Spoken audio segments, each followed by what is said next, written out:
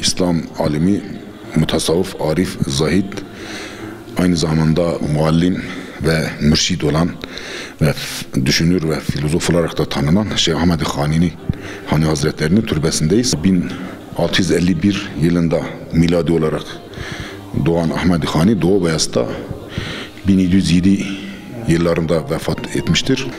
En baştaki türbedir. Onun yanında da Arvas Seyyitlerinden 3 tane Seyyid Daha, Seyyid Resul ve Seyyid Muhammed olmak üzere 3 mezar daha yanında bulunmaktadır.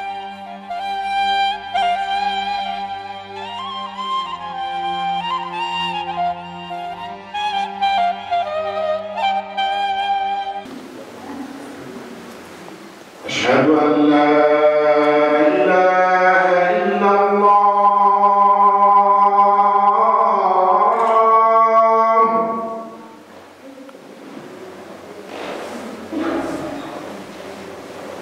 أشهد أن لا إله إلا الله.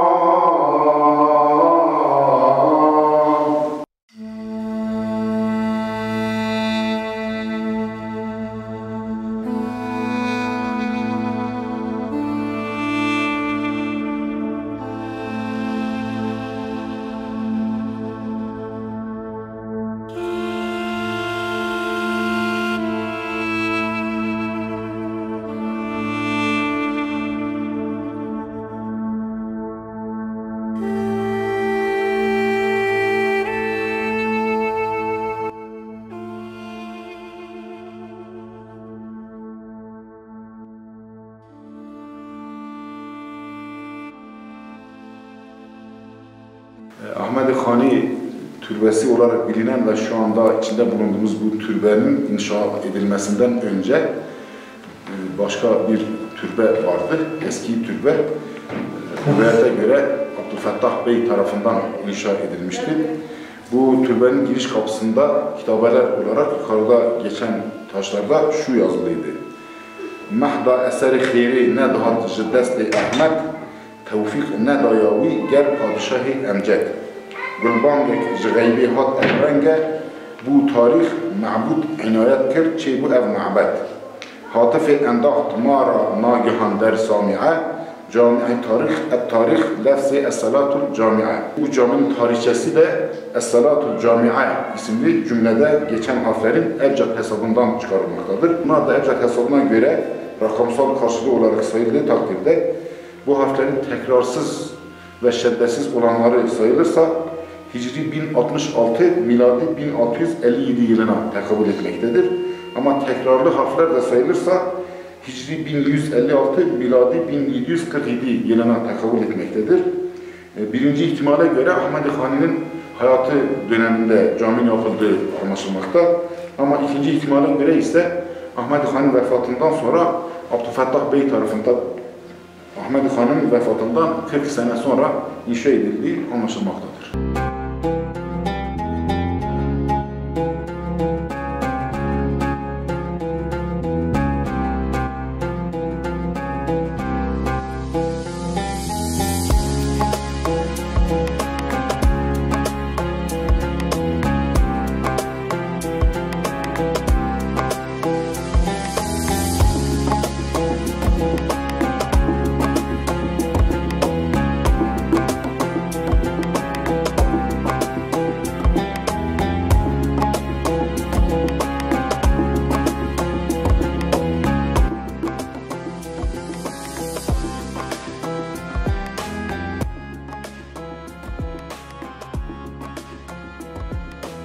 Ahmed Xani bölgemizin yetiştirdiği büyük şahsiyetlerdendir. Büyük bir İslam alimi, büyük bir mutasavvıf, büyük bir arif, büyük bir zahid, büyük bir abid, aynı zamanda şair, yazar, filozof veya düşünür yani mütefekkir olarak bilinmektedir. Kendisi aslen Hakkari ilinin Xanyan köyüne yahut Hakkari'den Doğu Beyazıt'a gelen Xanyan veyahut Pınyaşiyan aşiretine bağlı birisi olarak bilinmektedir. Doğum tarihi kendi kitabında yazıldığı için bellidir. Çünkü kitabında Dema gaybi fek bu, tarih hazaru şöstü yek bu. Yani ben gayb aleminden şuhud alemine geldiğimde yani doğduğumda tarih 1061 idi. Bu tarih hicri tarihtir. Miladi tarihe göre 1650 ile 1651 yılına tekabül etmektedir. Doğum yeri konusunda araştırmacılar arasında bir ihtilaf bulunmaktadır. Halihazırda elimizde onun nerede doğduğunu ortaya koyan kesin bir tarihi bilgi veya bir arşiv vesikası bulunmamaktadır. Dolayısıyla bazı araştırmacılar onun Hakkari'de doğduğunu, Çukurca ilçesinde doğduğunu, bazıları da Doğu Beyazıt'ta doğduğunu söylemektedir. Tarihi verilere baktığımızda Ahmed Xani'nin dedesiyle babasının Doğu Beyazıt'ta Pınyaşiyan aşiretiyle birlikte geldiği ve Doğu Beyazıt'taki şu anda Orta Direk diye bilinen Kızıldize köyünde ikamet ettiği bilinmektedir. Dolayısıyla bu da bize Ahmed Xani'nin büyük bir ihtimalle Ağrı'nın Doğu Beyazıt ilçesi olan ve Beyazıt sancağı olarak Osmanlı döneminde bilinen yerde doğduğunu göstermektedir. Ahmed Xani çocukluğunu Doğu Beyazıt'ta geçirdi. Gençliğini ve yaşlılık dönemini tabi 57 yaşında 57 yaşına yakın bir zamanda vefat etmişti. Genç yaşta vefat ettiği bilinmektedir. Hayatının büyük bir bölümünü Doğu Beyazıt'ta geçirdiği bilinmektedir. Medrese eğitimini ilk olarak Doğu Beyazıt'ta gördü. Bundan sonra da çevre ilim merkezlerinden birçok merkeze gittiği söylenmektedir. Yine bazı araştırmacıların yazdıklarına ve şifahi olarak bize gelen bazı rivayetlere göre Ahmed Xani'nin Van tarafına, Cizre tarafına, Azerbaycan ve Ermenistan tarafında bazı medreselere gittiği, hatta İran'ın bazı medreselerine gittiği, hatta bazı araştırmalara göre ise Mısır'a kadar gittiği de söylenmektedir. Elbette ki bunlar halihazırda tam kesin ve net bir şekilde belgelerle ispat edilmese de netice olarak bize şunu çıkarmaktadır.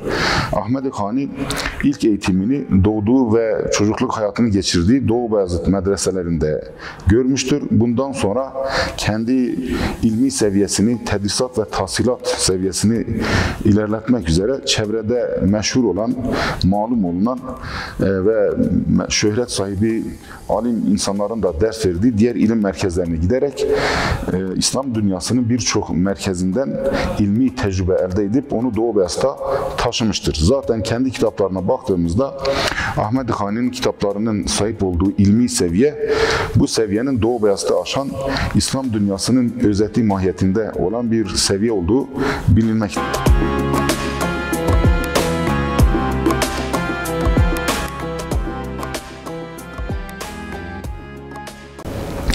Ahmed Xani kendisinden sonra bize birçok emanetler ve hediyeler bırakmıştır. Bunların en önemlisi de yazdığı kitaplardır. kitaplarının bir kısmı hali hazırda elimizde mevcuttur. Yine yazdığı şiirlerin bir kısmı da bizim elimizde mevcuttur. Ancak yazmış olduğu bazı kitap isimleri Ahmed Hani ile ilgili araştırmalarda geçmekle birlikte hali hazırda elimizde bulunmamaktadır. Onun şu anda elimizde bulunan ve kendisine aidiyeti kesin olan kitapları şunlardır. Birincisi çocuklar için yazmış olduğu Nubara Pçukan. Bu Nubuhara Pçukan veya Nubara Pçukan adı verilmektedir. Çocuklar için yazmış. Bu kitabında öncelikle dini ve ahlaki bilgilerle birlikte eğitimle ilgili temel bir takım tavsiyelerde bulunmuş ve ilerideki medrese hayatında tefsir, hadis, fıkıh, akaid, kelam, siyer, İslam tarihi gibi kitaplarda geçen temel Arapça kelime ve kavramları Kürtçe karşılığıyla birlikte şiirsel olarak ele almış. Böylece genç dimağların, çocuk dimağların o kitabı şiirsel olarak okuduğu takdirde daha kolay bir şekilde onları hafızalarını yerleştirmelerini sağlamaya çalışmış, gayret göstermiştir.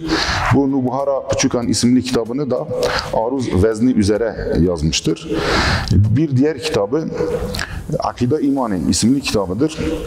Bu da İslam inanç esaslarıyla ilgili temel inanç konularını ele almaktadır. Amentu'da geçen Allah'a inanmak, peygamberlere inanmak, meleklere inanmak, kitaplara inanmak, ahiret gününe, kaza ve kadere inanmak ile ilgili olan İslam akaidi veyahut İslam itikadı adını verdiğimiz ilmin özetini yine şiirsel olarak yaklaşık 70 beyit halinde bu kitabında ele almaktadır.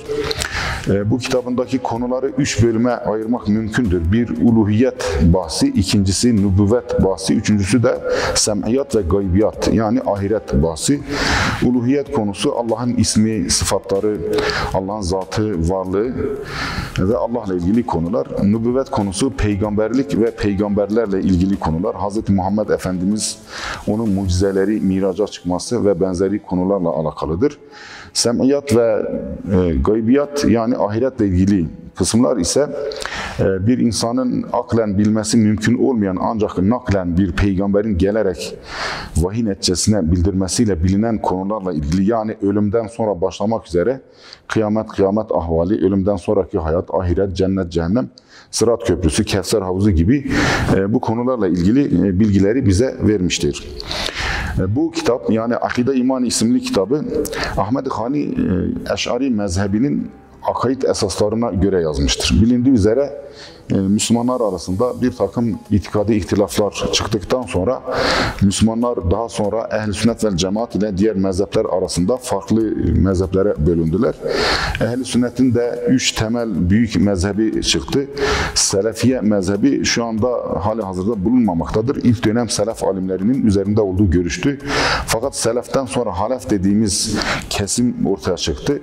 Bu Halef kesimi de kendi içerisinde Maturidilik ve Eş'arilik diye iki kısma ayrıldı. İşte şu anda yeryüzünde yaşayan Ehl-i Sünnet Müslümanları Maturidi ve Eş'ari olmak üzere iki kısma ayrılmış. Ancak bir kısmı daha hala Selef mezhebi üzerinde olduğunu iddia etmektedir. İşte Ahmed Hani bu Akide İmani isimli eserini yazarken bu bizim bölgemizin insanların fıkhi mezhepler açısından Şafii mezhebine, itikadi mezhep olarak da Eş'ari mezhebine mensup olması itibarıyla Eş'ari mezhebinin görüşlerine göre bu kitabını yazmıştır. Eş'ari mezhebinin bu görüşleri de ve Şafii mezhebin fıkhi görüşleri de bizim bu bölgemize birkaç kanaldan gelmiştir. Bir kanalı da İmam-ı Cüveyni, İmam-ı Bakırlani, İmam-ı Gazali ve İmam-ı Eş'ari'nin medresesinin görüşlerini, kitaplarını, ilmi mirasını Orta Doğu'ya yayan Nizamiye medreselerine dayanmaktadır. Ve tabi bununla birlikte ta Hazreti Peygamber dönemindeki Sufa medresesine kadar giden bir ilmi silsile de bulunmaktadır. Ahmed Hani'nin bize emanet olarak bıraktığı 3. kitabı ise Memuzin isimli meşhur kitabıdır. Zaten büyükler için, yetişkinler için bunu yazmış. 1. kitabını çocuklar için, 2. kitabını gençler için, 3. kitabını da yetişkinler için yazmıştır. 1. kitabında Kürt çocuklarına, Müslüman Kürt evlatlarına iman, akaid, itikat esasları, inanç, din, ahlak ve terbiye konusunda tavsiyelerde bulunmuş. İkinci kitabında da yine o itikat konusunu Eş'ari mezhebine göre özel olarak ele almış. Yani inançlı bir neslin yetişmesi çerçevesinde kendi mesajlarını iletmiştir. Ama üçüncü kitabı olan Memuzin isimli kitabında adaletli, merhametli, bilinçli, kültürlü bir toplum inşa etmek üzere Mem ile Zin ve Tacdin ile Sitti üzerinden bir hikaye yazarak bu hikayenin üzerinden tabi eski dönemde bu bölgedeki Kürtler ve diğer Müslümanlar arasında meşhur olan Mem-i Alan destanı üzerinden, Memuzin aşkı üzerinden bu kitabını yazmış. Bu kitabında tabi başlangıçta Allah'ı övmekle ilgili güzel şiirler yazmış. Sonra Peygamber Efendimiz'e medh ve senalarda bulunmakta, onu övmekte, salat selam getirmekte, onun özelliklerinden bahsetmektedir. Daha sonra da bu kitabı yazma sebeplerinden bahsetmektedir. Bu kitabı neden yazdı, niçin Kürtçe olarak yazdı? Tabi burada uzun olduğu için ben sadece manasını aktarmak istiyorum. Çevremizdeki bütün Müslüman milletlerin ve diğer milletlerin kendi kültürlerini, dinlerini, ilmi mirasını kendi dilleriyle yazdığını, fakat herkes Arapça, Farsça ve diğer dillerde kitap yazarken Kürtçe yazılan kitapların sayısının az olduğunu, işte Molla Ahmedi Ceziri gibi veyahut işte diğer Fakih Tehran gibi bazılarının bazı kitaplar yazdığını söylemekle birlikte kendisinin de bu kitabı biraz daha ileri seviyede yazdığını ve bu şekilde kimsenin Kürtler işte bilgisizdir, kültürsüzdür, şiirden anlamazlar, aşktan anlamazlar demesin diye bir temel attığını söylemektedir. İşte bu kitapta Memuzin ile Tacdin ile Sitti aşkıyla birlikte aslında ilahi aşk anlatılmaktadır. Yani Memuzin daha önceki Yusuf ve Zeliha veya Züleyha yahut Ferhat ile Şirin veya Leyla ile Mecnun adıyla yazılmış eserlere benzemekle birlikte, onların usulünü takip etmekle birlikte, Mesnevi usulünde yazılmış olmakla birlikte, fakat Ahmed Hani burada bir iki adım daha ileri atmakta ve farklı bir üslup daha kullanmaktadır. Çünkü bu zikrettiğimiz eserler bir tane beşeri aşktan başlayarak neticede kitabını ilahi aşkla bitiriyorlardı. Fakat Ahmed Hani beşeri aşkı iki kısma ayırmakta, bir de ilahi aşka dair bir tasnifatta bulunmaktadır. Burada bir beşeri açıdan dünya hayatına, maksadına ulaşan bir aşk vardır. O da birbiriyle en sonunda evlenen Tacdin ile Sitti'nin aşkları. İkinci olarak bir de dünya hayatında beşeri olarak başlayıp da dünya hayatında maksadına ulaşmayan ancak ölümle bittikten sonra ilahi aşka dönüşen bir diğer aşk vardır. O da Memu ile Zin'in aşkı. İşte Ahmed Hani aslında bu aşkın değerli olduğunu ve hakiki aşka götüren mecazi aşkın eğer hakiki aşka götürecek ise değerli olduğunu beyan etmek üzere böyle bir hikaye üzerinden mesajlarını vermektedir.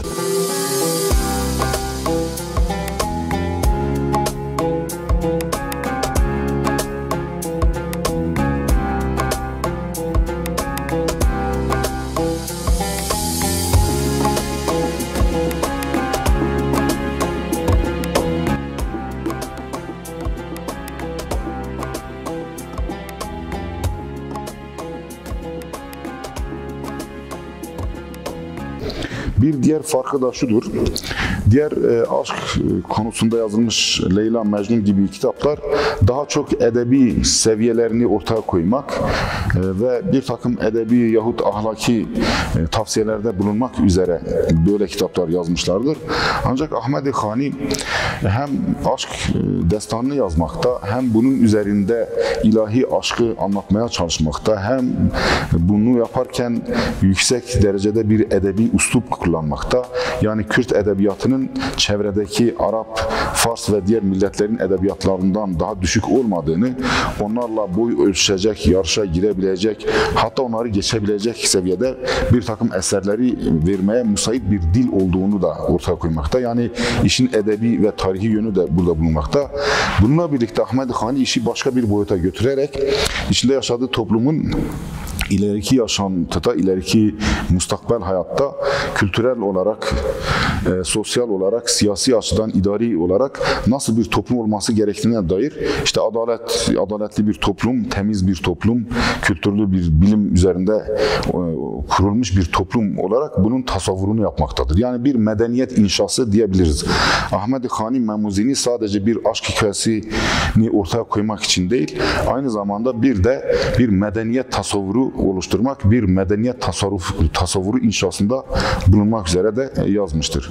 Ahmed-i Khani'nin bir de bu 3 temel kitabı dışında geride bıraktığı bazı şiirleri vardı. Bu şiirler medreselerde elden ele yazılarak istinsak edilip yayılıyordu. Daha sonra çağımızdaki bazı yazarlarımız, araştırmacılarımız bunları birleştirip bir divana dönüştürdüler. Mesela meşhur Molla Abdurrahman-ı Durre, Ahmed Khani'nin bu tür şiirlerini birleştirip ve bunların açıklamasını, haşiyesini, şerhini de yaparak divan diye bastırmış. Bununla birlikte merhum Abdullah Varlı da Ahmed Khani ile ilgili bilgileri ve Ahmed Khani'nin şiirlerini bir araya getirip 2 ciltlik bir divan yazmıştır. Yine bununla birlikte Tahsin İbrahim Doski, Zaho, Erbil ve Süleymaniye civarında yaşamaktadır. Kendisi Ahmed-i Khani'ye ait olan şiirleri bir araya getirip divan şeklinde bastırmış ve bununla birlikte onun haşiyesini yazarak El Cevherul Maani fi Şerh Divani Ahmed-i Khani adıyla bastırmıştır. Ve bu şekilde halihazırda Ahmed-i Khani'nin şiirlerini tespit etme, eserlerini tespit etmeye çalışmaları devam etmektedir. Bunlarla birlikte işte Ard-ı Hoda isimli bir astronomi kitabı yazdığı rivayet edilmektedir. Ancak elimizde bulunmamakta. Yusuf ve Züleyha isimli bir kitap yazdığı Halife Yusuf rahmetlinin eserinde geçmektedir. Halife Yusuf Manzum Takrizinde kendi kitabını yazarken kendisine itiraz edenlere cevap vermek üzere benden önce Ahmed-i Khani de Yusuf ve Züleyha isimli bir Kürtçe kitap yazmıştır demekte. Ancak halihazırda Selim-i Hizani isimli birisinin Yusuf Züleyha isimli bir kitabı Nubihar Yayınları tarafından bastırılmış. Yani bunun Ahmed-i Khani'ye ait olmadığı bilinmektedir. Acaba bu kitap Ahmed-i Khani'ye ait bir kitap olarak yanlışlıkla mı zikredilmiş yahut Ahmed-i Khani'ye ait böyle bir eser de vardır. Yani o da bu kitabın dışında ikinci bir Yusuf ve Züleyha isimli kitap yazmıştır da fakat o kitap şu anda elimizde bulunmamaktadır. İnşallah gelecekte elimize geçer temennisiyle zikredersek acaba Ahmed-i Khani'nin böyle bir eseri var mıdır yok mudur? Böyle bir tahminde de bulunmaktadır. Yine Ahmed-i Khani'nin bunun dışında mesela daha birçok eser yazdığı bilinmektedir. Çünkü kendisi Memuzinde sonda şöyle diyor, işte ben şu anda 44 yaşına gelmiş bulunmaktayım ve 30 senedir de kitap yazıyorum. Dolayısıyla 30 sene boyunca kitap yazdığına göre Memuzini de 44 yaşında bitirdiğine göre 14 yaşından itibaren eser vermeye başladığını, yazı yazdığını, şiir yazdığını kendi ifadesinden anlamaktayız. Bu 30 sene içerisinde yazdığı kitaplar içerisinde 3 kitap ile bir divanın sadece yazıldığını söylemek de mantıklı gözükmemektedir. Buna göre şunu kesin olarak biliyoruz ki Ahmed-i Khani Hazretleri'nin şu anda elimizde bulunmayan daha başka birçok kitapları da bulunmaktadır.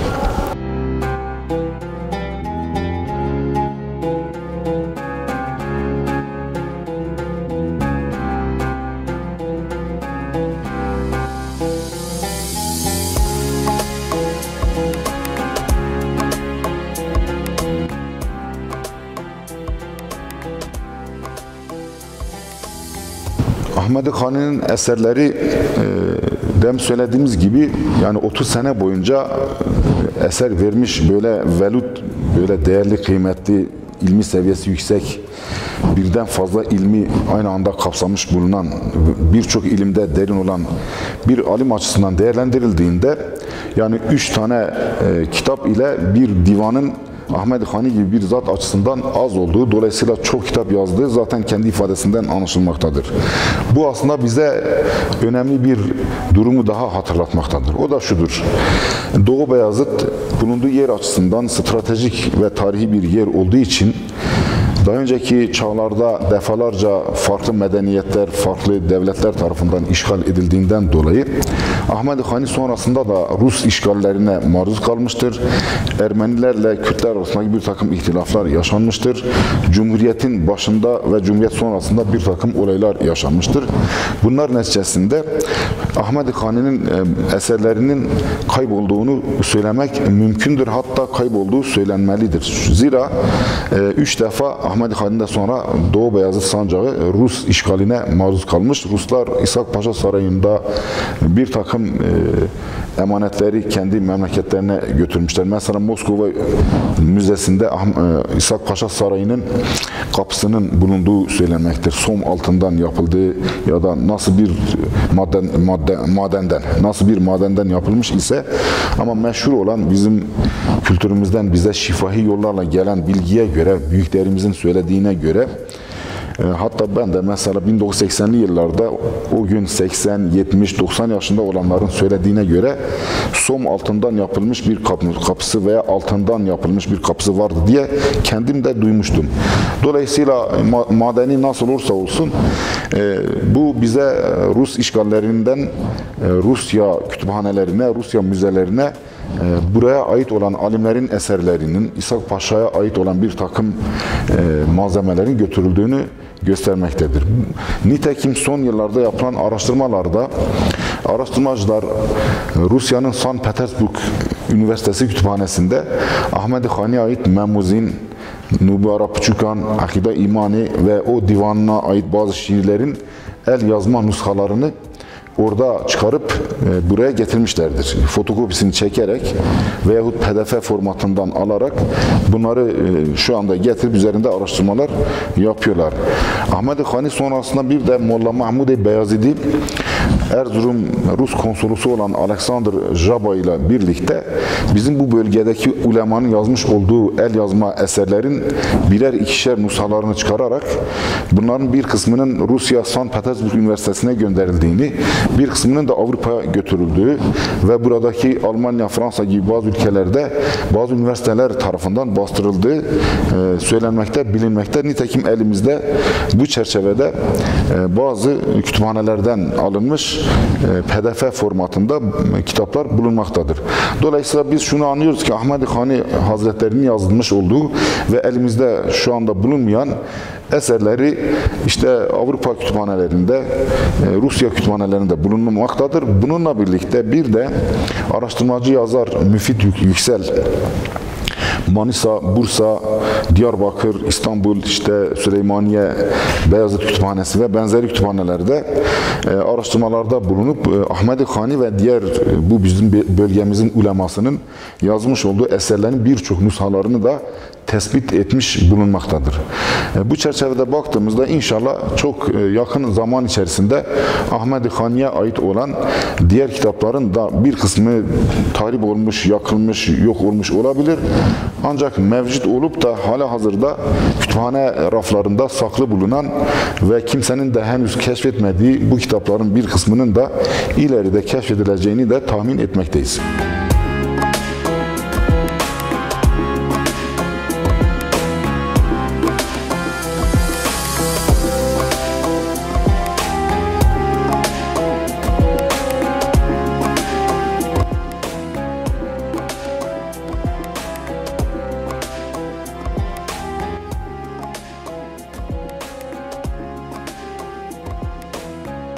Ahmedi Khani'nin eserlerinin İshak Paşa'daki bazı eserlerle birlikte Rusya'ya götürüldüğünü söyledik.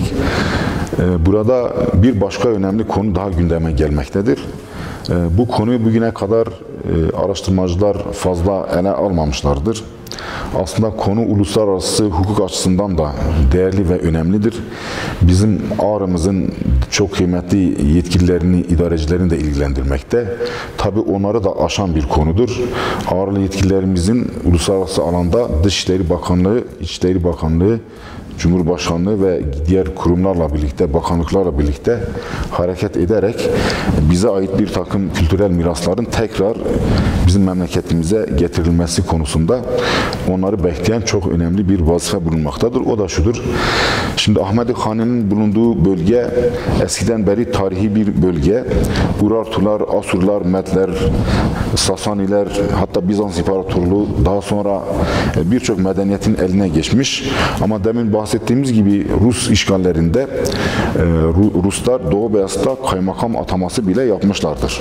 Bölgedeki aşiretleri getirerek İshak Paşa Sarayı'nda toplantılar yapıp görevlendirmeler de yaparak burayı yaklaşık 3 sene veya birkaç sene yönetmişlerdir. Rusların burayı yönetip ondan sonra Rusya'ya gitmeleri neticesinde İshak Paşa Sarayı'ndaki bir takım önemli tarihi malzemelerin de Rusya'ya götürüldüğünü bize göstermektedir. Mesela biz İshak Paşa Sarayı'na baktığımızda genel itibarıyla 3 bölümden oluştuğunu görmekteyiz. Şehrin aşağısından yukarıya doğru geldiğimizde İshak Paşa Sarayı bize bir saray olarak gözükmüyor. Sarayın dışında bir külliye olarak görür. Yani bu sadece resmi bir saray değildir. Bir idarecinin hükümet konağı gibi bir yer değildir. Burası bir külliyedir. Ve bu külliyenin bir adliye, bir ilmiye, bir de mülkiye bölümü vardır. O Moskova Üniversitesi'ne götürülen altın kapıdan içeriden girdiğinizde büyük bir salon bizi karşılamaktadır. Bu salon buranın ihtişamını, büyüklüğünü ve birçok büyük mesajlar ihtiva ettiğini bize göstermek. O salondan da içeri girdiğimizde bir tarafta Adliye Sarayı, onun ön tarafında İlmiye ve Cami Medrese Kütüphane bölümü bulunmaktadır. Onun önünden de karşı tarafa geçtiğimizde orada yine büyük bir abide bulunmaktadır. O abidenin içerisine girdiğinde orada işte saray kısmı oradadır. Bürokrasinin, idarenin, siyasi ve hukuki işlerin, idari işlerin yapıldığı bölüm. Tabi altta da bir zindan bulunmaktadır. Bu zindan sadece Doğu Beyazıt sancağında suçlu olanlara ceza vermek için kurulmuş bir küçük zindan değildir. Bu aslında uluslararası alanda önemli bir zindandır. Çünkü bu zindana, bu hapishaneye Avrupa'dan gelen bir takım casuslar yakalanarak konulmuştur.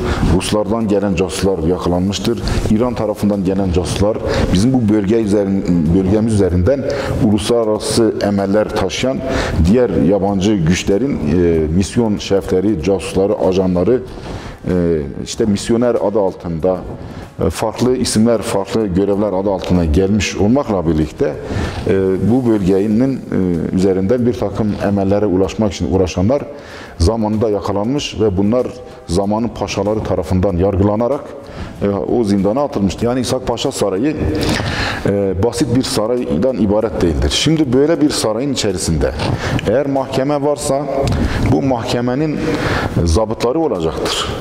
Şimdi uluslararası misyon şeflerini yargılıyorsunuz ya da normal hukukla ilgili işte aşiret kavgaları, kız kaçırma, arsa davaları ve benzeri normal hayatımızın içinde devam eden davalarla birlikte bir de uluslararası olarak birden fazla devleti ilgilendiren Osmanlı Devleti ile İran Devleti, Osmanlı Devleti ile Rusya Devleti, Osmanlı Devleti ile uluslararası olarak Avrupa devletleri arasında bir takım münasebetlerle ilgili olan bir takım mahkemeler yapılmıştır. Mesela Osmanlı topraklarına geldikten sonra Doğu Beyazıt'a geçen orada bir takım casusluk faaliyetlerinde bulunduğu için de İshak Paşa tarafından veyahut Mahmut Paşa tarafından yakalanıp hapse atılan bir uluslararası açıdan meşhur bir zat var. Daha sonra bu konuda bir kitap da yazmış. Bunun dışarı çıkarılması için Avrupa hükümetleri Osmanlı Sultanı'na baskıda bulunmuşlar. Osmanlı Sultanı'nın araya girmesiyle dışarıya çıkarılmıştır. Şimdi bütün bunlar bize neyi gösteriyor? Bunlar yani sadece hukuk açısından, adliye bölümü açısından aslında orada büyük adli zabıtların olduğunu, mahkeme kayıtlarının olduğunu göstermektedir. Ama ne yazık ki halihazırda elimizde böyle kayıtlar yok. Bunlar nerededir şimdi? Tabi büyük bir ihtimalle eğer yakılmadıysa, oraya gelen Ruslar tarafından yakılmamış ise alıp götürmüşlerdir. Tıpkı kapıyı götürdükleri gibi. Yine aşağıda erzak deposu, büyük bir depo bulunmaktadır. Bu depo sadece yem için yapılmış, atların, hayvanların yem ihtiyacının giderildiği bir yer değil. Burada silahlar da var. Çünkü Doğu Beyazıt kritik bir yerdedir. Her an savaş çıkabilir. Dolayısıyla silah açısından, askeri malzemeler açısından ve diğer bir sancak beyliğinin idaresi açısından lazım olan malzemelerin, işte gelir giderlerin de temin edileceği bir yer olarak orası yapılmış. Şimdi bunların da geliş gidişleri vardır. Yani bir sarayda işte oradaki askerlerin ekmek, yemek, gıda ihtiyaçları, sarayın teşrifat ihtiyaçları, sarayla birlikte sarayın işte orayı idare etmek için kullandığı malzemelerin ihtiyaçları. Yani her açıdan baktığımızda bir de bu deponun da kayıtlarının olması gerekiyor. Bir diğer açıdan camiye girişte kütüphane bölümü vardır ama hiçbir kitap orada şu anda bulunmamaktadır. Bu kitaplar acaba Osmanlı sonrasında Cumhuriyet döneminde biz kendimiz mi bunları imha ettik? Öyle bir şey de şu anda tarihen bilinmemektedir. Dolayısıyla giderken oradaki kitapları da götürdükleri, yine bir sarayda o günkü Osmanlı Devleti'ni temsil eden paşanın resmi odasının teşrifatı, ipek halıları, oturduğu koltuğu veya tahtı, onun giydiği elbiseler, kullandığı kılıçlar, işte geçmişten kendisine kadar kalmış olan emanetler, daha önceki paşaların hatıraları ve birçok malzemeler bulunmaktadır. Bunların hiçbirisi halihazırda bizim müzelerimizde, bizim kütüphanelerimizde bulunmamaktadır. Tabii bunu söylememize fırsat veren bir delilimiz vardır. O da nedir? İshak Paşa Sarayı'nın mutfağında oraya giden ziyaretçilerin de çok iyi gördükleri gibi şu halihazırda kül kokusu gelmektedir. Bizim dedelerimizin bize söylediğine göre, halihazırda birçok bu bölgede yaşayan insanlar bildiğine göre, Ruslar İshak Paşa Sarayı'ndaki malzemeleri toparlayarak kendilerine yarayan kısmı ayırıp götürmüşlerdir. Yaramayan kısmı da o mutfakta yakmışlardır. Ve halihazırda o mutfak içerisinde bütün duvarlarda yanık kokusu ve is veya sis izleri görülmektedir. Dolayısıyla bu da oradaki o kokuların sadece mutfaktaki yemek kokusundan ibaret olmadığını göstermektedir. Çünkü yemek kokusunu giderecek şekilde o mutfakta havayı yukarıya taşıyacak, kokuyu taşıyacak tertibat yapılmıştır. Yani bu basit bir yemek kokusu değildir. Bu koku İshak Paşa Sarayı'ndaki malzemelerin getirilip yakıldığını bize göstermektedir. Biz şunu da biliyoruz ki eski Haçlı dönemlerinden itibaren bizim memleketlerimizi işgal eden İngiliz, Fransız, İtalyan, Rus güçleri gittiklerinde eli boş olarak gitmemişlerdir. Buraya gelip buradaki kitapları, bilimsel kitapları, buradaki ilmi tecrübeyi, hatta burada icat edilmiş cihazları da alarak buradaki tecrübeyle birlikte gittiklerini de çok iyi biliyoruz. Yani savaş sonrasında askerler gittiler, hiçbir şey götürmediler demek doğru değildir. Şu anda Avrupa'da da birçok kütüphanede Haçlı savaşları sonrasından askerler ve komutanlar tarafından götürülmüş olan birçok yazma eserlerimiz bulunmaktadır. Mesela Bağdat kütüphanelerinden, işte Mısır'daki kütüphanelerden, bizim Güneydoğu, Diyarbakır, Cizre kütüphanesinden ve birçok kütüphanelerden Haçlı seferlerin sonucunda komutanların kendileriyle birlikte bilim adamlarını getirerek değerli, kıymetli bilimsel kitapları da alıp götürdüklerini şu anda biliyoruz. Buna itiraz eden birileri varsa gitsinler Vatikan'daki bodrum katındaki o büyük kütüphaneye baksınlar. Bizim el yazması Kur'an-ı Kerim nüshalarımızı bile oraya götürmüşlerdir. Şu anda bizde yani İslam ülkelerinde bulunmayıp Vatikan'da ve diğer Avrupa ülkelerinin üniversite ve diğer normal kütüphanelerinde bulunan bizim alimlerimizin kendi eliyle yazdığı ya da bizim kıraat imamlarımızın işte rivayetleriyle el yazmasıyla yazılmış. Yani ilk asırlardan günümüze kadar yazılmış birçok kitaplarımızın ilk el yazma nüshası veya müellif nüshası denilen yazarın kendi el yazısı şu anda Avrupa'da bulunmaktadır. Dolayısıyla İshak Paşa Sarayı ve Ağrı Doğu Beyazıt Sancağı açısından baktığımızda bize ait olan birçok ilmi, kültürel, tarihi malzemelerimizin de şu anda hem Avrupa kütüphanelerinde hem Rus kütüphanelerinde bulunduğunu da söylemek mümkündür. Burada hem araştırmacılara hem de idarecilerimize görev düşmektedir. Araştırmacılar bilimsel usulleri takip ederek oralara gidip oradaki o bize ait olan kültürel miraslarımız hakkında kitaplar yazmalıdırlar. Doktora tezleri hazırlamalı, yüksek lisans tezleri hazırlamalı, makaleler hazırlamalı ve ulusal ve uluslararası sempozyumlarda bu konuyu gündeme getirerek önce bir ön zemin hazırlamalıdırlar. Bu araştırmacıların, bilim adamlarının bu oluşturdukları sağlam bir ön zemin, sağlam temel üzerinde ondan sonra idarecilerimiz de üstüne düşeni yapar. Bu şekilde bilimsel olarak tespit edilen, ispat edilen kültürel varlıklarımızı bize getirmeye gayret gösterebilirler.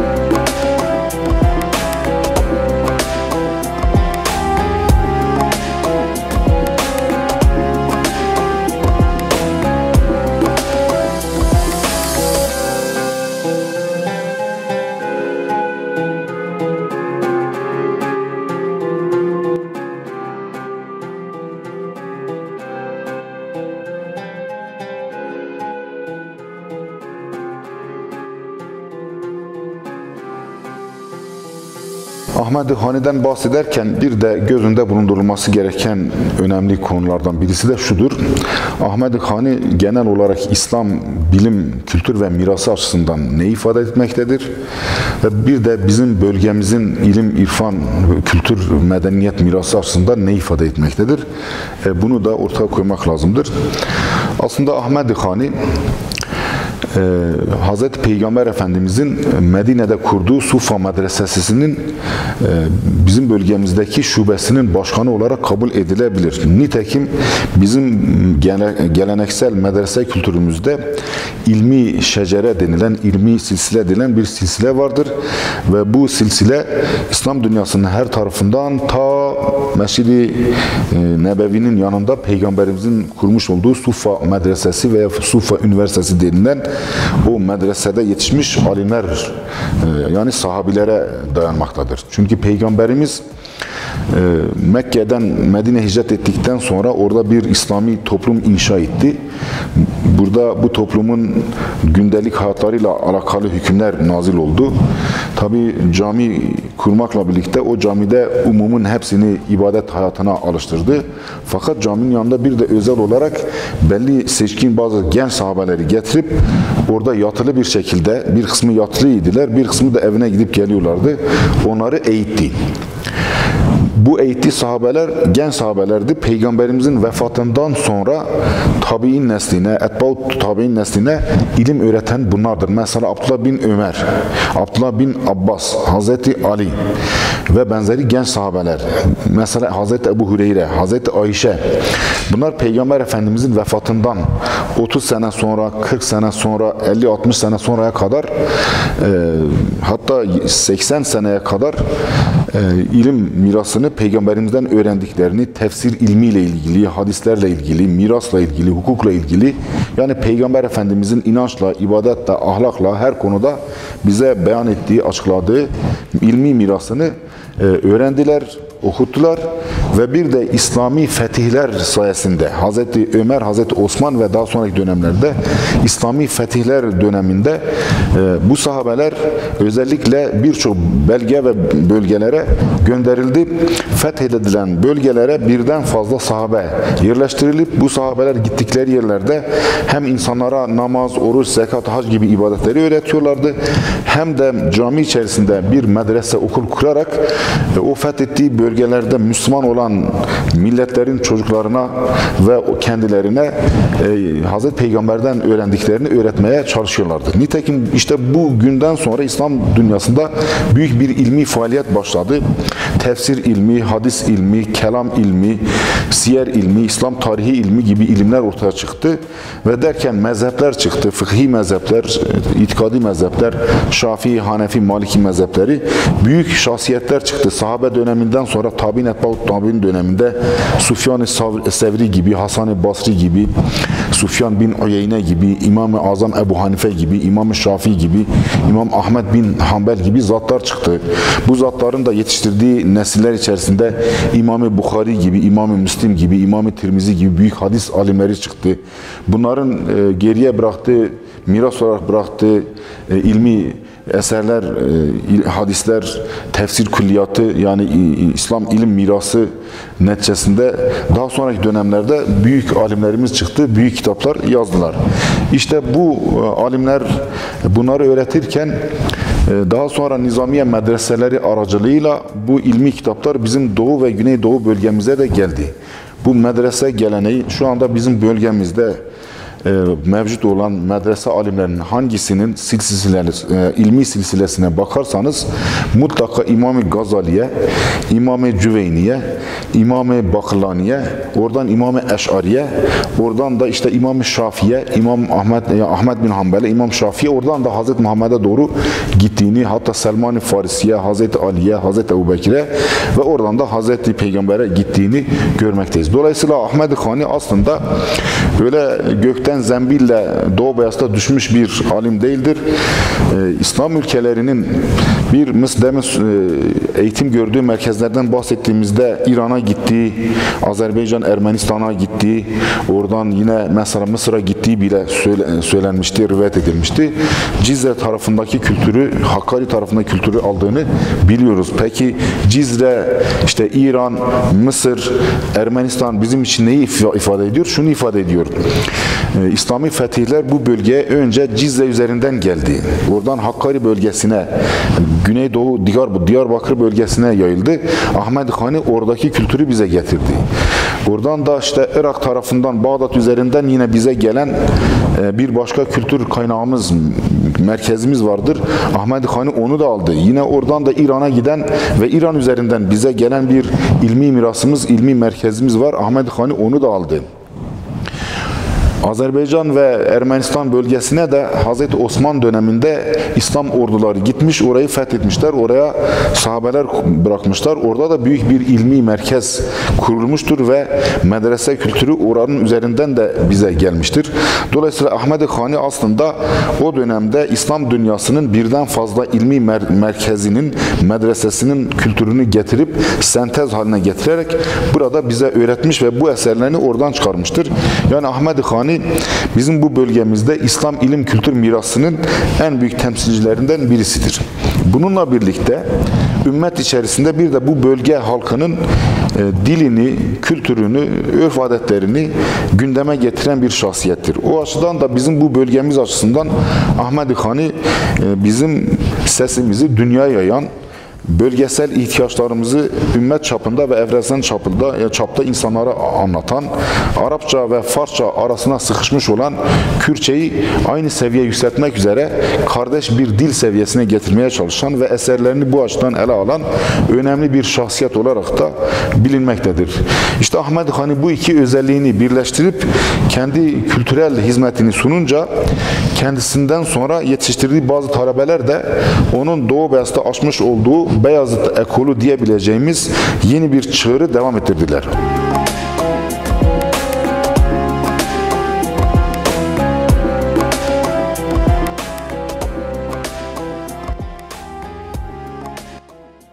Ahmed-i Hani çığır açtı, talebeleri bu çığırı günümüze kadar getirdiler. Bu çığırın ilk temsilcisi Ahmed-i Hani zamanında yetişen, onunla birlikte yaşayan, ondan ders alan ve Ahmed-i Hani'den sonra onun usulü üzere şiir ve eser yazan İsmail-i Beyazıdi'dir. İsmail-i Beyazıdi Gülzar isimli bir şiir kitabı yazmıştır. Bunun dışında da onun da bazı kitapları var ama halihazırda elimizde bulunmamaktadır. İsmail-i Beyazid'den sonra Murat Han-ı Beyazid'i de o silsileyi devam ettirmiş ve Ahmed Han'ı uslubu ve usulü üzerine bir takım kasideler, gazeller, şiirler, metiyeler yazmış ve bunları da Kürtçe diliyle yazmış. Onlar da şu anda elimizde tam bulunmamaktadır. Murat Han-ı Beyazid'den sonra Molla Mahmud-i Beyazid'i 1700'lü 1800'lü yıllar arasında yaşamış ve esas Ahmed Han'ı, Murat Han-ı Beyazid'i, İsmail-i Beyazid'i çığırını kaybolmaktan kurtarıp bize ulaştıran ilim adamı olarak bunu görmekteyiz. Molla Mahmud-i Beyazid'i de tıpkı Ahmed Han'ı gibi ilk eğitimini Doğu Beyazıt'ta görüyor. Daha sonra İran medreselerine, işte Kazvin'e, Şiraz'a, Ürmiye'ye yakın yerlere gittiği söylenmektedir. Bununla birlikte bir de tekrar Doğu Beyazıt'a gelip tıpkı Ahmed Han'ı gibi camide imamlık yapıyor. Medrese açıp çocuklara ve ilim talebelerine ders veriyor ve bununla yetinmeyerek bir de geçmiş İslami kültürümüzü ve milli kültürümüzü gelecek nesillere aktarmak üzere kitaplar yazıyor. Daha sonra Erzurum'a da gidiyor. Van'a gittiği de söylenmektedir. Hayat tecrübesi biraz uzun geçmekte ve Erzurum'daki Rus konsolosu Alexander Jabo ile görüşerek ortak bir takım çalışmalar yapıyorlar ve bu bölgedeki el yazma eserleri birer, ikişer, üçer nüsha şeklinde alıp hem gelecek nesillere aktarıyorlar hem de Rusya ve Avrupa kütüphanelerine gönderip kaybolmaktan kurtarıyorlar. İşte Molla Mahmud-i Beyazid'i de örneğin Şerefname isimli Bitlis Emiri Şeref Han'ın yazmış olduğu kitabı tercüme etmektedir. Çünkü Şeref Han o kitabı Türkçe Şerefname isimli bu kitabını, Kürt tarihi kitabını ilk defa yazmış ve bu kitabı Farsça dili üzerine yazmıştı. Ahmed Han'ın temsilcisi olan ve onun çığırını devam ettiren Molla Mahmud-i Beyazid'i Şerefname kitabını Farsçadan Kürtçe'ye tercüme ediyor. Bununla birlikte Şerefname Kürt tarihini, Kürt aşiretlerini, Kürt örf adetlerini, Kürt ulemasını, onların yazmış olduğu ilmi eserleri ele alırken kendi zamanına kadar olanları yazıyor. Fakat bir de Şeref Han ile Molla Mahmud-i Beyazid'i arasındaki zamanın da bilgisini ve tarihini kendisi yazıyor. Molla Mahmud da bu sefer kendisi ikinci cilt olarak yeni bir kitap yazıyor. Şeref Han'ın tercümesine Tarihi Kadimi Kürdistan adı veriyor. Ama ondan sonraki dönemin, tarihi zamanın bilgilerini ele aldığı ikinci kitabına da Tarihi Cedidi Kürdistan adı veriyor. Bununla birlikte mesela kitaplara baktığımızda Molla Mahmud-i Beyazid'in bu tercümeyle birlikte Adat-ı Rusumatname-i Kürdiye isimli bir kitap yazdığı eserlerde, araştırmalarda görülmekte. Cami-i Risale-yan Hikayeten isimli kitap yazdı. Alexander Jabo ile birlikte Kürtçe ve Fransızca kamus yazdı. Yine Tuhfetul Hullan fil Lugatil Kürdiye, Kürt dili konusunda dostlar için yazmış olduğu, çocuklar, gençler için yazdığı kelime bilgisi, sarf ilmiyle ilgili Kürtçe dil bilgisi kitabı yazıyor. Yine Ali Teramahi, Molla Mahmud-i Beyazid'den önce sarf ilmiyle ilgili olarak Kürt dili ve edebiyatı ile ilgili eser yazan bu Ali Teramahi'nin sarf kitabı üzerine bir şerh ve haşiye yazıyor. Molla Mahmud-i Beyazid'den sonra da bu çığırı devam ettiren Şeyh Muhammed Celali var. Şeyh Muhammed Celali geride eser bırakmamıştı ancak o iki ayaklı eserler bırakmıştı. Yani kağıtlı kitap şeklindeki eserler yerine talebeler yetiştirmiş ve bu talebeler, bu alimler bölgemizin her tarafına yayılmışlardır, medreseler kurmuşlardır. Molla Mahmud Celal'in mesela iki meşhur talebesi olarak Bediüzzaman Said Nursi ve Halife Yusuf'u tanımaktayız. Bediüzzaman Said Nursi Doğu Güneydoğu medreselerinde okuduktan sonra kendi ilmi tahsilat ve tedrisini bitirmek üzere en sonunda Doğu Beyazıt'a gelip Şeyh Muhammed Celal'in yanında kitaplarını bitiriyor ve icazetnamesini alıp ondan sonra artık normal ilmi siyasi hayatına, kültürel hayatına başlıyor. İşte Molla Mahmud Beyazid'in geride bıraktığı en büyük talebesi Bediüzzaman. Onunla birlikte yine Halife Yusuf Doğu Beyazıtlı meşhur İshak Paşa Sarayı'nın topçusu olan Şerif ağanın oğlu olan Halife Yusuf. Halife Yusuf da aynen Ahmed Hani ve Molla Mahmud-i Beyazidi ve kendisinden önceki Doğu Beyazıt'ın yetiştirdiği bu çığırın büyük alimleri gibi İlk eğitimini Doğu Beyazıt'ta gördükten sonra Cizre ve diğer taraflara gidip oradaki bazı alimlerden, müderrislerinden eğitim alıp tekrar Doğu Beyazıt'a geri dönmekte ve orada Çalıkhan isimli Çalıkhay Halife denilen köyde hem imamlık yapmakta hem medrese kurup oradaki insanlara dersler vermektedir. Ve bununla birlikte bir de kendisi bir takım eserler yazmıştır. Mesela Halife Yusuf'un bize yazdığı en önemli eseri İrşadul İbad isimli eseridir. Büyük Şafii ilmihali olarak hazırlanmıştır. Ve bir imamın imamlık yaparken, fetva verirken İslami ilimler ve özellikle İslam fıkhı ile ilgili Şafii mezhebi üzerine fetva vermesi için gerekli olan bütün bilgileri orada bir araya getirmiştir. Feraiz isimli İslam miras hukuku hakkında kitap yazmıştır. Yine Hutbe isimli kitap yazmıştır. Şafii mezhebi üzerine hutbe nasıl okutulur? Hutbe duası, hutbenin birinci, ikinci duası. Yani hutbe kitabı diye bir kitap yazmıştır. Manzum Tagris isimli kendi kasidelerini, ilahileri yazmış, şiir kitabıdır. Tuhfetüz Zakirin isimli bir hadis kitabı yazmıştır. Ve bir de Tecvidul Kur'an isimli bir kitap yazmış ama Kürtçe yazmıştır. Şimdi bunun da önemini beyan etmek üzere bir iki cümle söylemek lazımdır. Bizim bu Doğu Güneydoğu medreselerinde Arapça ilimler, alet ilimleri ve şer'i ilimler, akli ve nakli ilimler çok güzel okunmakla birlikte Kur'an-ı Kerim okunup hemen bu ilimlere geçildiği için Kur'an kıraatı ve tecvid konusunda Doğu Güneydoğu'daki mollalar, hocalar arasında büyük bir eksiklik vardı. İşte bu eksikliği gören Halife Yusuf Kürtçe bir tecvid kitabı yazarak Doğu Güneydoğu'daki hocaların medrese müfredatına tecvid ilmini de yerleştiriyor ve böylece büyük bir hizmette bulunuyor.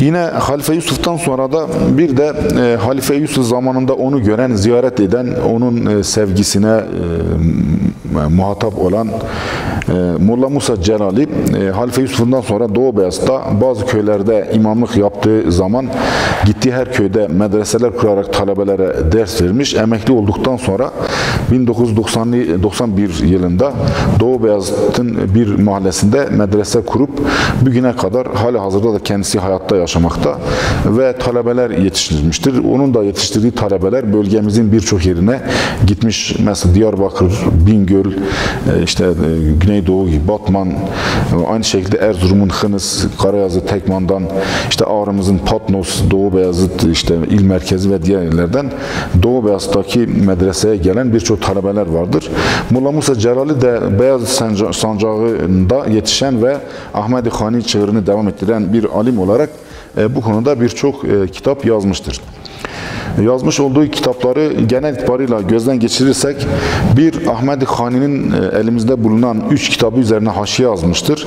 Yani Nevbuhara Puçuka üzerine, Akida İman üzerine ve Memuzin üzerine 3 adet kitap yazmıştır. Yazdığı kitaplar arasında Ahmed Hani'nin eserlerinin hepsini haşiye olarak yazmıştır. Tabi mesela örnek verirsek bu 2 ciltli kitabı Şeyh Ahmed Hani'nin Memuzin isimli kitabı üzerinde yazılmış bir şerh kitabıdır. Ahmed Hani'nin eseri bir ciltten oluşmuştu ve Ahmed Hani bu eserini Kürtçe yazmış. Molla Musa Celali onun üzerine yazdığı kitaba şu ismi vermiş: Feyzul Kadiril Metin Şerhu Kitabu Memuzin. 2 cilt halinde yazdığı bu eserinde önce Memuzinde Ahmed Hani'nin yazmış olduğu Kürtçe metinleri,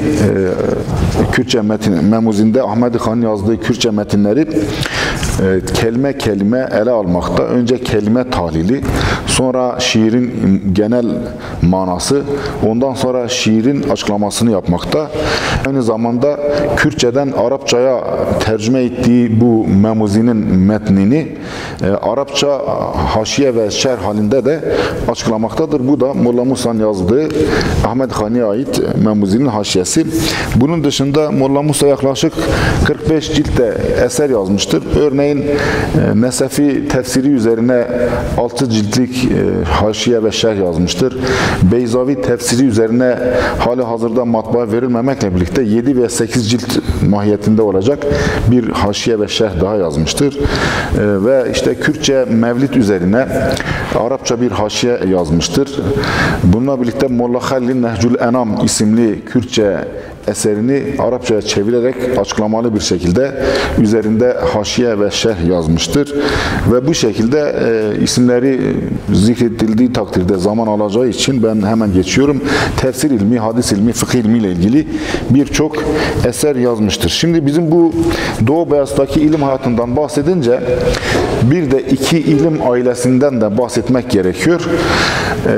Ahmed Hani sonrasında ve bir de Halife Yusuf öncesi Molla Muhammed Celali de öncesinde bizim bu Doğu Beyazıt'ımızda iki Seyit ailesi de gelmiştir. Bu Seyit ailelerinden birisi Arvasi Seyitleri, öbürü de Berzenci Seyitleridir. Arvasi Seyitleri Bağdat'ta A'lemul Ulema, yani alimlerin en büyük alimi olarak bilinen Ebu'l-Kasım el-Baghdadi'nin Moğol istilası üzerine evlatlarını önce Mısır'a göndermesi, o Mısır'a giden evlatları daha sonra Urfa üzerinden Van'a gelmesi neticesinde bizim bu bölgemize ayrı bir ilim, miras ve kültürünü taşıdılar. Van Arvas köyünde kurdukları medresede büyük bir ekol oluşturdular. İşte o Arvas medresesinde Seyyid Muhammed Kutup isimli Ebu'l-Kasım Bağdadi'nin torunu kendi evlatlarından olan Şeyh Abdurrahim Arvasi Doğu Beyazıt'a gönderdi. Doğu Beyazıt'ta Osmanlı Devleti'nin de bilgisi ve talebi üzerine oradaki İshak Paşa Sarayı'nda idare görevini yürüten paşalara yardımcı olmak üzere ve o bölgede ilim kültür hayatını devam ettirmek üzere gönderildi. Bir diğeri ise Berzenci Seyit ailesidir. Onlar da Doğu Beyazıt'a gelerek Doğu Beyazıt'ta müftülük yapmışlar. İlmi faaliyetlerde bulunmuşlar. Örneğin Doğu Beyazıt müftülerinden birisi de Seyyid Muhammed Said Berzenci isimli bir zattır. Bu iki ailenin Doğu Beyazıt'a getirilmesinin sebeplerinden birisi de şudur. Doğu Beyazıt merkezi ve stratejik bir yer olduğu için ve aynı zamanda İran ile Osmanlı arasında bulunduğundan dolayı İran'ın Şia propagandasına maruz kalan bir bölgedir. Eğer Doğu Beyazıt Şia propagandasına girer de o bölgedeki insanlar Şiileşirse, orada bir Şiileşme temayülü etkili olursa, bu sayede Osmanlı topraklarına da Şiileşme temayülü girecek ve büyük bir etkiyle Osmanlı'daki Sünni birliğini biraz zedeleyecekti. Bu sebeple Ehl-i Beyt ailesinden olan iki Seyit ailesi getirilerek iki ailenin de Sünni olarak Şafii ve Eş'ari mezhebini orada öğretmesi neticesinde böyle bir tehlike Osmanlı Devleti açısından bertaraf edilmiştir. Çünkü bu iki aileden önce ve Ahmed Hani öncesinde bu Alevilik, Kızılbaşlık, Şiilik, Sünni ve Şii arasındaki tartışmalar etkili olmaya başlamış. Ta Çorum, Tokat'a kadar, hatta bazı rivayetlere göre daha ileri, memleketin daha iç taraflarına kadar giden bir takım etkiler bulunmuştur. Dolayısıyla Yavuz Sultan Selim'in Çaldıran Savaşı öncesi ve sonrasında bu bölgede bu kültürel dokunun muhafaza edilmesi için ulemaya ve seyit ailelerine ihtiyaç hissedilmiş. İşte bunlar burada sınır boylarında nöbet tutarak ilmi, kültürel, dini faaliyetlerini insanlara sunmuşlardır. Ahmed Hani sonrasında bizim bu bölgemize seyitlerin geldiğini söylemiştik. Gelen seyitler Ahmed Hani'nin hizmetlerini onun bıraktığı yerden devam ettirip tarihe taşıma arzusu içerisinde bulundular. Bizim burada dikkatimizi çeken bir husus var. Müslümanlar Hazreti Peygamber Efendimiz hatırına onun evlatları olan seyitleri Seyit ailelerini çok sevmektedirler. Onların etrafında kümelenmektedirler. Bir köye, bir mahalle, bir mekana bir seyit veya seyit ailesi gittiği zaman dindar olan Müslüman kardeşlerimiz onlara değer vermekte, ilim öğrenmek için kapılarına gitmekte, dualarını almak için ziyaret etmektedirler ve vefat ettikleri zaman da cenazelerinin seyit cenazesinin yanına defnedilmesini evlatlarına tavsiye etmektedirler. Ama Ahmed-i Hani türbesine baktığımızda Ahmed-i Hani'den sonra bölgemize gelen seyit ailelerinin kendi evlatlarından nasihat ve vasiyetlerde bulunarak mezarlarını Ahmed-i Hani'nin mezarının etrafına kümelediklerini, topladıklarını, orada defnedilmeyi tavsiye ettiklerini görmekteyiz. Yani bu şunu gösterir. Bir, Ahmed-i Hani'nin çok büyük bir alim, çok büyük bir abid, çok büyük bir veli olduğunu, Peygamber Efendimizin seyitlerinin bile onun etrafında defnedilmeyi bir fazilet olarak gördüklerini göstermekte. Öbür taraftan oraya gelen seyitlerin Ahmed-i Hani mirasına sahip çıktıklarını ve bunun bir devamcısı olarak hizmete geldiklerini ortaya koymaktadırlar. Şimdi bu alimlerimizin yazdığı kitaplar elbette ki bugünkü kitaplar gibi böyle güzel kapaklı, matbaadan çıkmış son teknolojik ürünler değildi. O dönemde çok büyük mahrumiyetler içerisinde el yazması kitaplar yazıldı. İşte bakınız, bu kitap bir el yazması kitaptır. O günden bize kalmış, o günkü kültürü bize taşıyan önemli tarihi vesikalar ve bilgilerdir.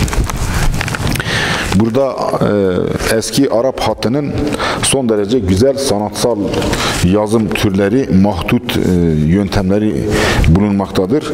Yine mesela burada şu kitaplarda gördüğünüz üzere el yazısıyla bu kağıtlara yazılıyor. Sonra özel derilerden yapılmış ciltlerle ciltleniyor.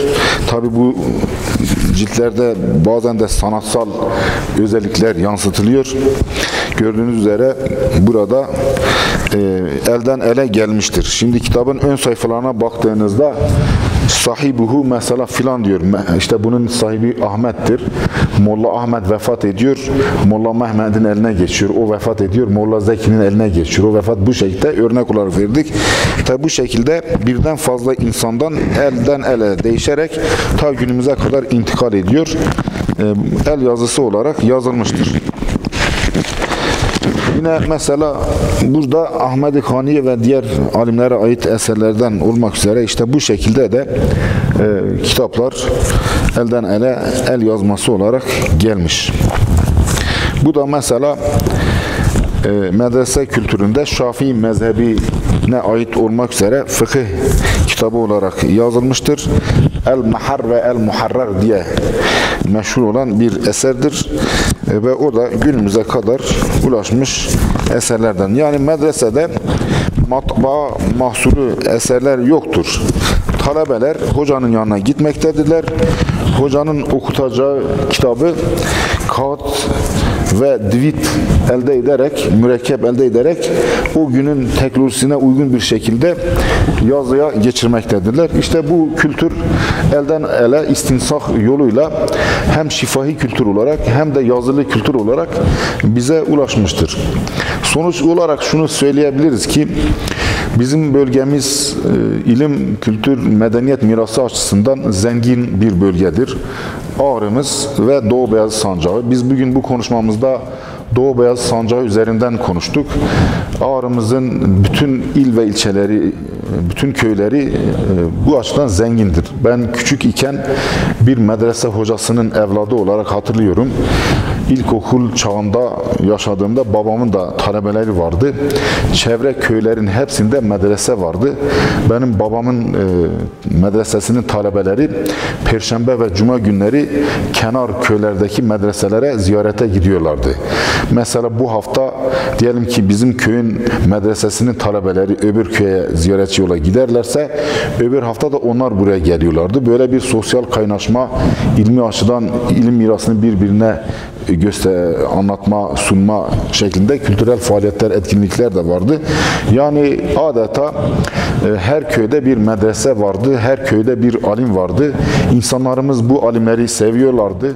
çok kısıtlı imkanlarla bu medreselere sahip çıkıyorlardı ve bu şekilde bu ilim mirası bugüne kadar getirilmiştir. Yani sadece Doğu Beyaz Sancağı'nda değil, Doğu Beyaz Sancağı merkezi bir yer olup Osmanlı, Selçuklu ve daha önceki dönemlerde bu alanı temsil eden bir yer olduğu için biz ondan bahsettik. Ama mesela Ağrı'mızın yetiştirdiği büyük alimlerden Molla Nadir, Seyyid-i Mele Nadir diye bilinmektedir. Şu anda adına medrese, taziye evi ve camisi bulunmaktadır.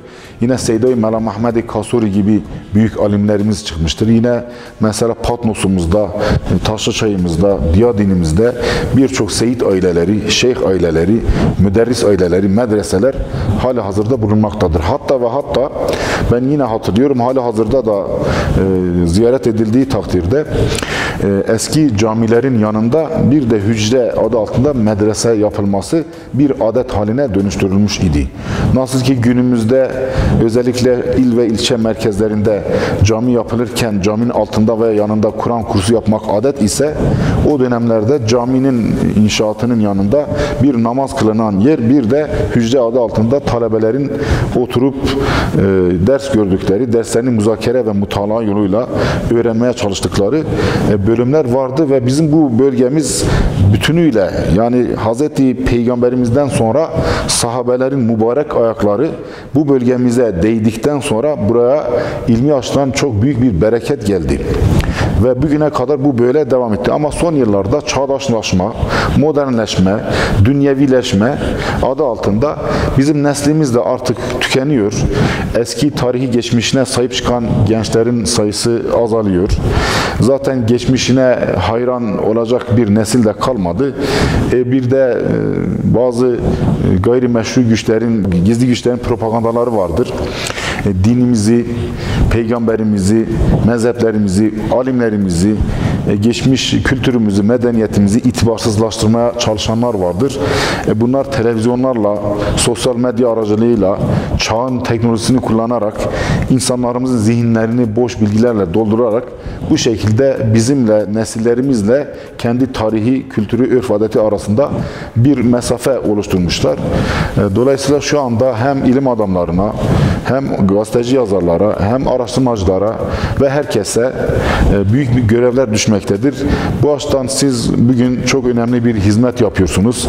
Bizim geçmiş tarihimizin yetiştirmiş olduğu büyük şahsiyetleri gündeme getirmekle, onların yazdığı eserleri genç nesle tanıtmakla, onların izini sürerek onların makberlerini, medreselerini, camileri, gezdiği yerleri araştırıp kayıt altına almakla aslında büyük bir hizmet yapıyorsunuz. Hem günümüzdeki insanlara hizmet yapıyorsunuz, hem de sizin şu anda yapacağınız kayıtlar bu kültürümüzü gelecek nesillere taşımak, kayıt altına alıp arşiv haline dönüştürüp belki biz 100 sene sonra, 200-300 sene sonra tabii ki yaşamayacağız ama sizin bu kayıtlarınız yaşayacak. Bunlar ölmeyecek. Sizin bunu yayınlanmış olmanız, ülkeye sunmanız, ilim hayatına, yayın hayatına, kültürel hayata aktarmış olmanız aslında 20 sene sonraki gençlerin sahip çıkmayacağı zenginliklerimizi koruma altına almak açısından çok önemlidir. Ben de bu açıdan sizlere teşekkür ediyorum. Bu hizmetlerinizin başarıyla sonuçlanmasını Yüce Mevlamızdan niyaz ediyoruz.